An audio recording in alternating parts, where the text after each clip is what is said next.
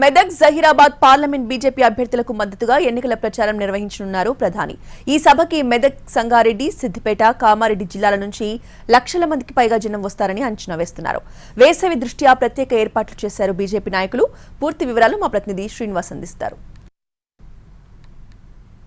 తెలంగాణలో బీజేపీ అగ్రనేతల పర్యటన కొనసాగుతుంది. నేడు ప్రధాని మోడీ మెదక్ జిల్లాలో పర్యటించబోతున్నారు. ఉమ్మడి మెదక్ జిల్లాలో ఉన్నటువంటి మెదక్ పార్లమెంట్, మెదక్ పార్లమెంట్ కావచ్చు, జైరాబాద్ పార్లమెంట్ నియోజకవర్గ అభ్యర్థులు ఎవరైతే ఉన్నారో బీజేపీ పార్టీకి సంబంధించినటువంటి అభ్యర్థుల ఎన్నికల ప్రచార సభలో అయితే ప్రధాని మోడీ పాల్గొనబోతున్నారు. నేను ప్రస్తుతం సభా వేదిక వద్ద ఉన్నాను. ఇది మెదక్ జిల్లా అల్లాదుర్గంలోని ప్రధాని పాల్గొనబోయేటువంటి సభ వేదిక మనం చూడవచ్చు. ఇది అల్లాదుర్గ్ దగ్గర ఉంది. ఈ సభకి విశాల్ జనసభగా నామకరణం చేశారు. ప్రధాని మోడీ సాయంత్రం 4 గంటల ప్రాంతంలో ఇక్కడికి ప్రత్యేక హెలికాప్టర్ ద్వారా చేరుకోబోతున్నారు. ఇక్కడికి చేరుకున్న తర్వాత మోడీ ప్రసంగించిన తర్వాత తిరిగి నేరుగా ఇక్కడ నుంచి దుండిగల్కు ప్రత్యేక హెలికాప్టర్లో తిరుగు ప్రయాణం అవుతారు. దాదాపు ఈ సభకు సంగారెడ్డి, మెదక్, అదేవిధంగా సిద్దిపేట, కామారెడ్డి 4 జిల్లాల నుంచి 4 జిల్లాల్లో మెదక్, జహీరాబాద్ పార్లమెంట్ నియోజకవర్గాలు ఉన్నాయి. ఈ 4 జిల్లాల నుంచి దాదాపు 1,00,000కు పైగా జనం వస్తారని చెప్పి అయితే అంచనా వేస్తున్నారు. అదేవిధంగా వేసవి దృష్ట్యా ఎండాకాలం కావడంతో ఎండలు 40 డిగ్రీలకు పైగా నమోదవుతుండడంతో ఇటు వేసవి దృష్ట్యా మాత్రం సభకు వచ్చేటువంటి వారికి మాత్రం ప్రత్యేక ఏర్పాట్లు చేశారు. వాటర్ బాటిల్స్ కావచ్చు, అదేవిధంగా కుర్చీలు కావచ్చు, కుర్చీలపైన ప్రత్యేకమైనటువంటి టెంట్లు కూడా వేయడం జరిగింది. సభకు వచ్చేటువంటి వారికి ఎటువంటి ఇబ్బందులు తలెత్తకుండా కూడా ఇటు బీజేపీ శ్రేణులు అయితే ఏర్పాటు చేస్తున్నాయి. అయితే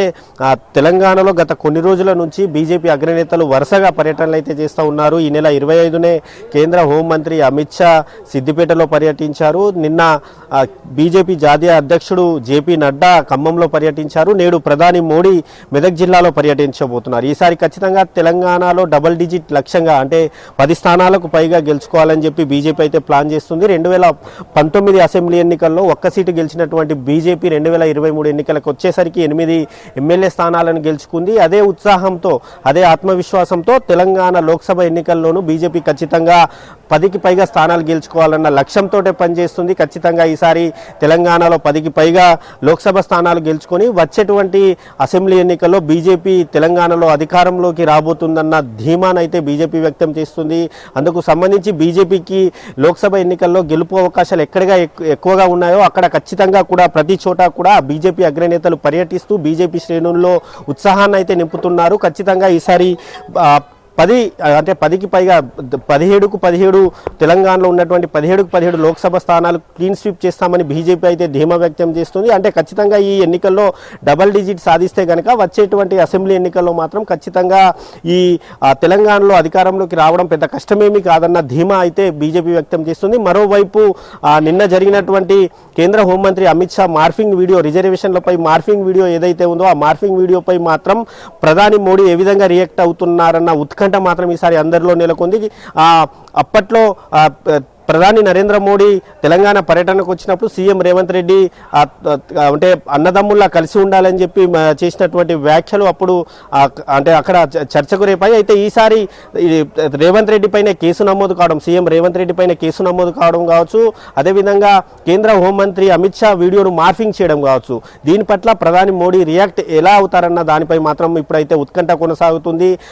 దాని తర్వాత మొట్టమొదటిగా కూడా ప్రధాని పాల్గొనబోయేటువంటి సభ ఏదైతే ఉందో సభ అల్లదుర్గ్ సభనే కావడంతో ఇక్కడ నుంచి ప్రధాని కాంగ్రెస్ పార్టీపై కావచ్చు, అదేవిధంగా ఇటు బీఆర్ఎస్ పార్టీపై ఎటువంటి విమర్శలు సంధిస్తారన్న ఉత్కంఠ మాత్రం ఇటు అందరిలో మాత్రం నెలకొంది. మరి కాసేపట్లోనే ప్రధాని నరేంద్ర మోడీ అయితే ఇక్కడికి చేరుకోబోతున్నారు. ఇక్కడికి చేరుకున్న తర్వాత ఇక్కడ మెదక్, జహీరాబాద్ పార్లమెంట్ పరిధికి సంబంధించినటువంటి అభ్యర్థులకు మద్దతుగా ఆయన ఎన్నికల ప్రచారం నిర్వహించి ఇక్కడ నుంచి తిరిగి అయితే ప్రధాని మోడీ అయితే తిరుగు పయనం అవుతారు.